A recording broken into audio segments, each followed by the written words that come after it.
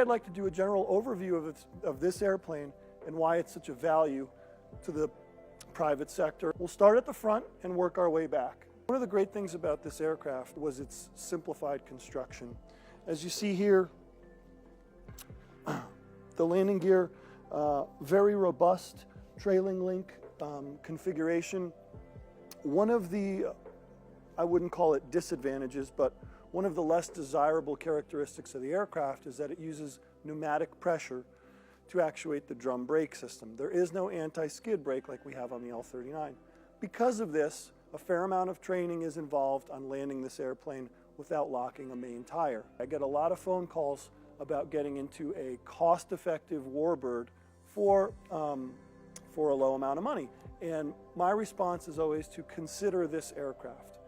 You can get into an airplane like this, and I'm talking very rough numbers, for somewhere around $200,000. That includes the airframe, the engine, and the conversion, a flyaway airframe. Let's talk a little bit about the JT12, JT60 engine configuration. The reason there's two classifications for the engine is one was dedicated for civilian use and one for military use. They're the same engine.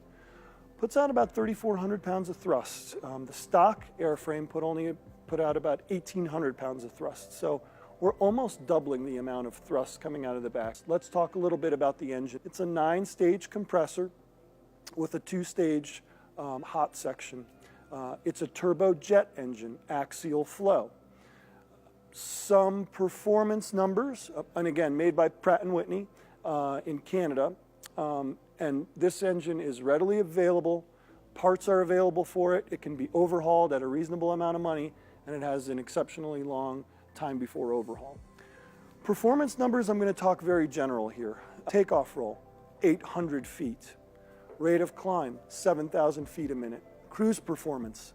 This is where throttle management makes a huge difference. So if you cruise this aircraft at a high power setting, you can get 400 knots plus true airspeed, but you'll be burning somewhere around 180 gallons per hour.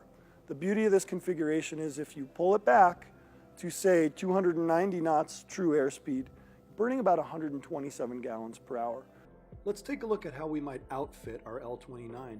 Given its experimental classification, we have an infinite amount of configurations. You'll see dual Garmin G3X displays paired to a Garmin 430, as well as a dedicated Garmin control panel. Many of the original instrumentation was retained for its simplicity and ease of use. Both left and right consoles were fully restored to factory condition. This is a beautiful example of what a little TLC and basic cleanup can do to an L-29.